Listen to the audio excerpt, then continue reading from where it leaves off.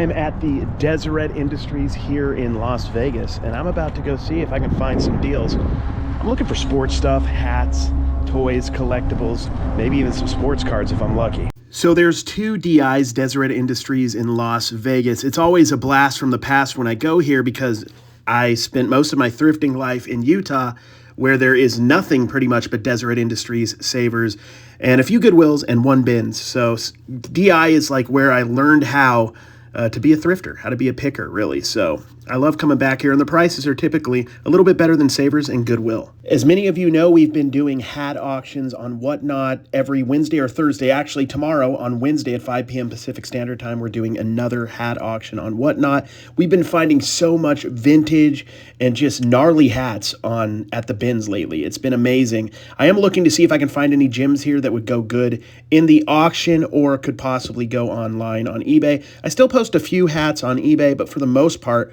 I'm putting all my hats through our Whatnot auction. Here's some of the hats that are going to be in tomorrow's auction that we found this week at the bins. This is a 1991 UNLV National Championship corduroy hat. That's vintage Boston Celtics. We got vintage 80s Patriots, vintage 80s Boston Red Sox, and we have more than just hats. We got all this. Duke is currently guarding it all, so it will be safe until tomorrow, don't you think, Don? Oh, we sold something. Yeah. What did we sell? This is actually a dollar card too. Oh yeah, this is a 1990s Mickey Mouse. Yep. 1990s Mickey Mouse. So if you guys want to join us, that'd be awesome. Back to the video. Don't overlook the toy section. It's one of those sections that a lot of people pass up or just skim through. There's a lot of good plushes, not just ones that are worth like $10 or $15, which are great, but some that are worth some really good money. This is a sock monkey. I tested it out here because it's a little bit older. Wanted to see if it works. It was $4 and it worked great. We pressed it and the music played and everything. So brand new, still working. Even if this didn't work, I would pick it up because you can get new batteries for it. But this should sell for about $20, maybe a little bit more, plus shipping. This Nerf item right here caught my eye. I'm not sure why. I could recognize that it wasn't super vintage, but it also wasn't new. I haven't seen these on the shelves ever, so these might not last that long. These are Nerf curve pitch baseballs, kind of like weird wiffle ball type things. It was $2, and these sell pretty well. I should make about $20 on a brand new pack like that. A cool brand that I found several times at the thrift store is Unimax. They make toy tanks and stuff that looks like this. This is not Unimax, but they make some real, super hyper-realistic tanks and soldiers and stuff from different wars throughout the history of the world. So look out for Unimax. That is a great brand to keep an eye out for. The random knickknack aisles are some of the best places where you can learn and grow your knowledge about reselling. You could pick up any one of these items on the right here. Look them up and see if they're worth any money. There's nothing that caught my eye. I probably could have spent 20, 30 minutes, and I have in the past, being a little bit more thorough, and probably found a brand or two that was worth flipping. There's just so much out there in the reselling world. So if you want to get into it and you want to do a little bit more studying when you're at the thrift store and really learn new brands, this is like the ultimate university. So me and Dawn, Lady Arbitrage, we had a brick and mortar store together since 2015, and I had one since about 2012. And these kind of things we sold all the time, or tried to sell all the time in our store, these little light up signs. They're cool. You can find them at like a Hobby Lobby. Unfortunately, with weight and shipping and also the trend kind of dying down, we just don't move those anymore. But this area, where they have the pen and the paper and the folders, you can find Lisa Frank stuff in that area all the time. So keep a lookout. That's one of those areas you may overlook, but the kind of office area is great. Here we are at the glass cases. Sometimes you can find a hidden gem in here. They don't know everything, and typically, especially nowadays, when they think they have something, they overprice it. Maybe they saw one random price on eBay and then they just price their item at that, even though that's not the actual going price. And that's fine. It's just tough to get that locally in a thrift store, but you never know. You like to look through these thoroughly and see if you can find some deals. Today I didn't find anything, but I've definitely found many things in the past. They just brought out a fresh cart of new goods. Always look out for these fresh carts. This is a lot of times where you're going to find most of the stuff on any given thrift day because it hasn't been picked through that much, and there's just a lot of fresh stuff. I checked this out. It was $2. I didn't end up looking it up because I found some stuff I liked a little bit better. That might have been worth it. Did I make a mistake on that? Extreme Moto 4 DVD set.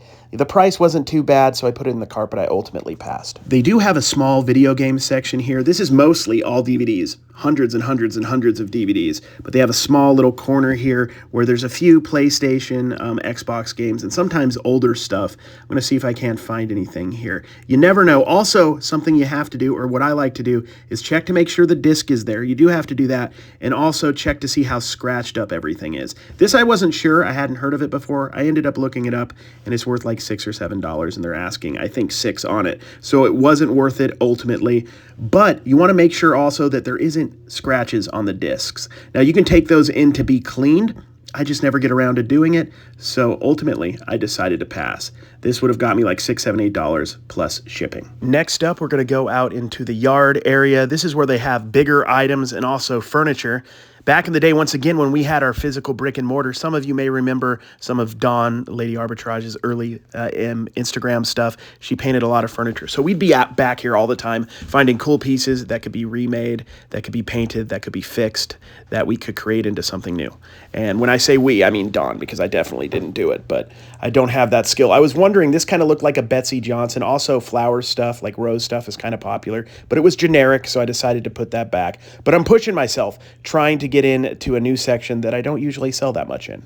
Here's the board game, bigger toy section of the outside part of the DI. They have a lot of stuff. You could really, really dig into these boxes. I don't know how much each individual figure is in that little box, but I love these bags like this. You can oftentimes find a ton of small items that you can lot up and sell for a profit. So we're going to dig through this area with a fine-tooth comb, see if we can't find a couple gems in here that we can take home and sell in a lot, or possibly sell for some decent money on eBay by themselves. This bag looked interesting from afar. There's a couple little figures. That one's, I think, an Aquanauts or an Octopus Knots. I forgot what they were called, but there's also some Sums Disney figures right here. There's a Snow White. There's a Minnie Mouse. We sell those. Actually, we just sold some in our auction the other night, a good lot, and they sold well. Also in this bag, which I didn't realize until we got home, there was one of those cactus plant flea market toys, the Buddy one.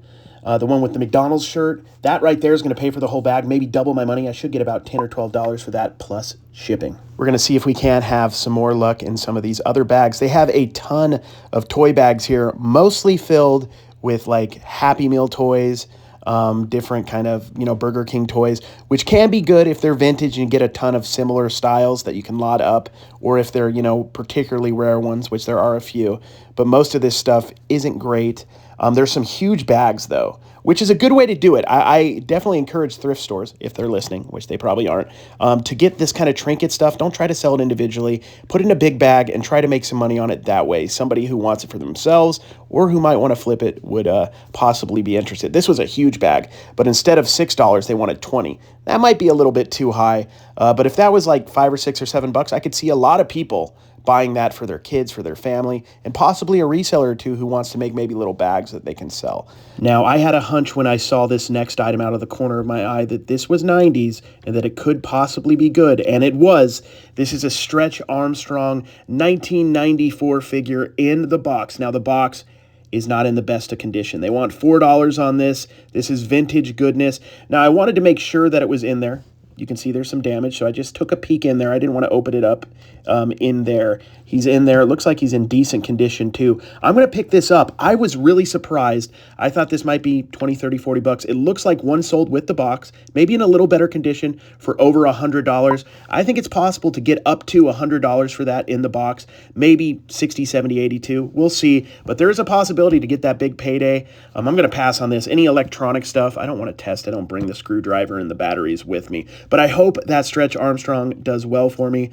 That is definitely my find of the day and made the whole trip worth it. That Stretch Armstrong was definitely the coolest find of the day. The prices are all over the place, but it's definitely a brand, a property to look out for from the mid-90s. There's a lot of villains. They're all stretchy. They're all cool. There's like a big vehicle that was made as well. Look out for those. If you find that kind of stuff, in the box or even out of the box, it's probably worth picking up as long as it's not overpriced. Sometimes you're going to find that stuff and they're going to ask way too much.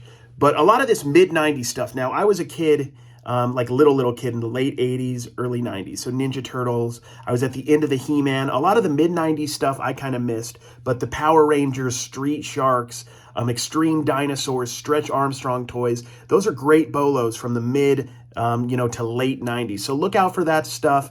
As I'm sure most of you guys already know, toys are a huge bolo.